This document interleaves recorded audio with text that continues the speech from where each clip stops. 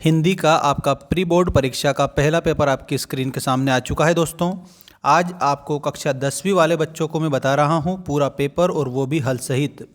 आप सभी स्टूडेंट जल्दी से चैनल को सब्सक्राइब कर लीजिएगा और हमारे ऐप को डाउनलोड कर लेना। वहां पर आपको नोट्स मिल जाएंगे ऑल सब्जेक्ट के 6 सब्जेक्ट के नोट्स कोर्स के रूप में दे रखे हैं।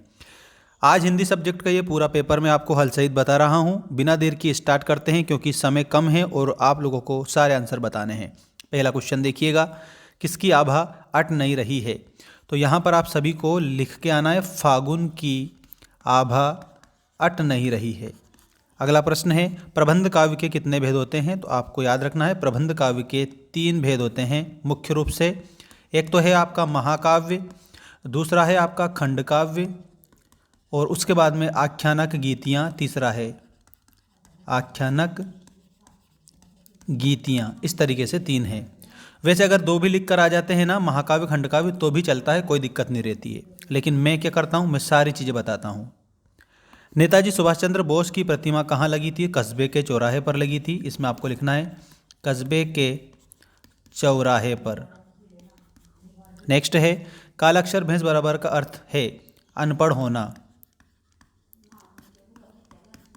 नेक्स्ट देखिएगा दोस्तों, बाबूजी रामनामा बही में कितने बार राम नाम लिखते थे। तो 1000 बार राम नाम लिखते थे, मतलब 1000 बार। साना साना हाथ जोड़ी पाठ के आधार पर पहाड़ी कुत्ते कब भौंकते हैं। तो इसमें याद रखना, चांदनी रात में पहाड़ी कुत्ते भौंकते हैं। ठीक है। इसके बाद में नेक्स्ट आपका जो क्वेश्चन है ये रहा, देखिएगा।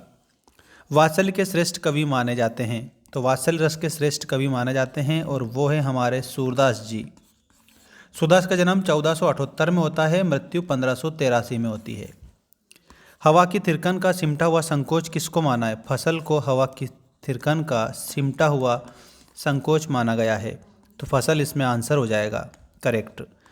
नेक्स्ट क्वेश्चन देखिएगा, वीर रस का स्थायी भाव है। तो वीर रस का स्थायी भाव होता है उत्साह। इसमें आपको उत्साह आंसर लिखना रहेगा, वीर का उत्साह है। रौद्र रस का स्थायी भाव क्रोध होता है। ठीक है। भयानक रस का स्थायी भाव भय होता है और श्रृंगार रस का स्थायी भाव रति होता है। तो उत्साह किसका होता है, उत्साह वीर रस का स्थायी भाव होता है। अगला देखिए, हालदार साहब को कंपनी के काम से कस्बे से गुजरना पड़ता था। तो यहाँ पर आप लोगों को हर रोज़ भी नहीं जाते थे, वो हर दूसरे दिन भी नहीं जाते थे, न हर 13वें दिन जाते थे, हर 15वें दिन वो कस्बे से गुजरते थे। नेक्स्ट देखिएगा, यहाँ पर वाच्य के प्रकार होते हैं। वाच्य के 3 प्रकार होते हैं। पहला है आप लोगों का कर्तृवाच्य, दूसरा है आपका कर्मवाच्य और इसके बाद में तीसरा है आपका दोस्तों भाववाच्य। साथियों, आप सभी बच्चों के लिए हमारे ऐप मेंस एजुकेशन पर उपलब्ध है पूरा आप लोगों का test series, test material, test papers. सारे पेपर आप लोगों को 4-4 सेट में और कोई से तो मैंने 5-5 सेट में भी दे दिए हैं। आपने अगर उनको लगा लिया तो सारे आंसर आप कर दोगे, एक भी क्वेश्चन छोड़ोगे नहीं। आपको ऐप पर जाना है और अपना जो प्रिपेयर्ड कोर्स है उसको परचेस कर लेना है। वैसे 499 रुपये की अगर मेंबरशिप परचेस करते हैं तो ये 1 महीना है आपके पास में पढ़ने का। 1 महीने में 6 सब्जेक्ट के आपको ओपन मिल जाएंगे आपको हमारे ऐप पर। तो मेंबरशिप परचेस कर सकते हैं, नहीं तो आपको एक सब्जेक्ट मैंने 199 में दे रखा है, वो भी आप ले सकते हैं। ठीक है। मधु कांकरिया की सहेली का नाम आपको बताना है मणि। मधु कांकरिया की सहेली का नाम था। जो जितेन नारगे है, ये जितेन नारगे ड्राइवर कम गाइड का नाम था दोस्तों। ड्राइवर कम गाइड इसका नाम था जितेन नारगे। और मणि जो है दोस्तों इनकी सहेली थी, किसकी, मधु कांकरिया की। ये पाठ कौन सा है, तो साना साना हाथ जोड़ी पाठ है आप लोगों का, ये उसमें से ये लिया गया है। ये भी बात आप सभी बच्चे ध्यान रखना। इसके बाद में यहाँ पर आप लोगों के अगला जो क्वेश्चन है आ चुका है, रिक्त स्थानों की पूर्ति कीजिएगा। सारे रिक्त स्थान को मैं फिल कर रहा हूँ, आप स्क्रीनशॉट ले लेना और चैनल को सब्सक्राइब कर लेना। परशुराम ने का वध किया था। परशुराम ने सहस्त्र भाव का वध कर दिया था। शेष भाव भुज छेद निहारा, परशु बिलोक महेश कुमारा, महीप कुमारा। ठीक है। यहाँ सहस्त्र भाव लिखेंगे। कामयानी 1 है तो कामयानी दोस्तों महाकाव्य है, इसमें आपको महाकाव्य लिखना है। रस के भेद होते हैं, रस के 10 भेद होते हैं। बाल गोविंद भगत की अवस्था 60 के ऊपर थी लगभग। ठीक है। तो 60 के ऊपर बाल गोविंद भगत की अवस्था थी। जिजीविषा का मतलब होता है जीने की इच्छा। मैं क्यों लिखता हूँ, पाठ के लेखक अज्ञेय जी हैं।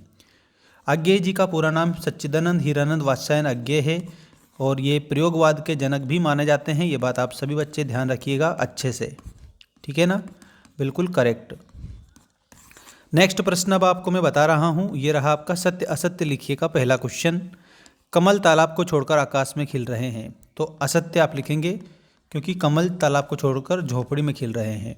चौपाई छंद अर्ध सममात्रिक छंद है, तो इसमें भी असत्य लिखेंगे क्योंकि चौपाई दोस्तों इसकी प्रत्येक पंक्ति में 16-16 मात्रा होती है और चौपाई सममात्रिक छंद होता है, ठीक है ना। नेक्स्ट देखिए, शीला अग्रवाल मन्नू भंडारी की माँ थी, तो ये भी असत्य है क्योंकि शीला अग्रवाल मन्नू भंडारी की हिंदी की प्राध्यापिका थी,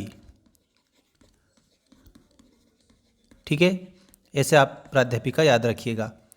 नेक्स्ट है बिस्मिल्लाह खां शहनाई वादन के लिए भारत रत्न मिला था, तो ये बात बिल्कुल सत्य है, इसमें आपको सत्य के रूप में आंसर करना है। जिस भाव से किसी काम के करने होने का बोध होता है उसे क्रिया कहते हैं, ये बात भी बिल्कुल सही है। अगला देखिए, सभ्यता संस्कृति का परिणाम है, ये बात भी आपको सही के रूप में बतानी है। अब आप इसका भी स्क्रीनशॉट ले सकते हैं। वैसे आप सभी बच्चों को पीडीएफ हमारे ऐप पर मिल जाएगा, ऐप की लिंक डिस्क्रिप्शन में मैंने आप लोगों के लिए दे दी है। देखिएगा, संगतकार, संगतकार के आगे आप सभी बच्चों को मंगलेश डबराल लिखना रहेगा, करेक्ट, ठीक है। और इसके बाद में अगला क्वेश्चन देखिए, यहाँ पर छंद के प्रकार, यहाँ पर छंद के 2 प्रकार आपको लिखना है, ये 2 यहाँ मिला देना। बिस्मिल्लाह खां शहनाई वादक थे दोस्तों, ये गले का हार होने का मतलब होता है बहुत प्यारा होना। संधि के प्रकार होते हैं 3 प्रकार, स्वर संधि, व्यंजन संधि और विसर्ग संधि। स्वर के बाद में आपको व्यंजन याद रखना है और व्यंजन के बाद में आप लोगों को विसर्ग याद रखना है। बालम खीरा के आगे आप लोगों को क्या याद रखना है, लखनऊ, लखनऊ से खरीदा था बालम खीरा, ठीक है, और किसने खरीदा था, नवाब साहब ने बालम खीरा खरीदा था भाई साहब, ठीक। अब स्क्रीनशॉट लेकर भी कंप्लीट कर सकते हैं। अब मैं आप लोगों को बता रहा हूँ नेक्स्ट।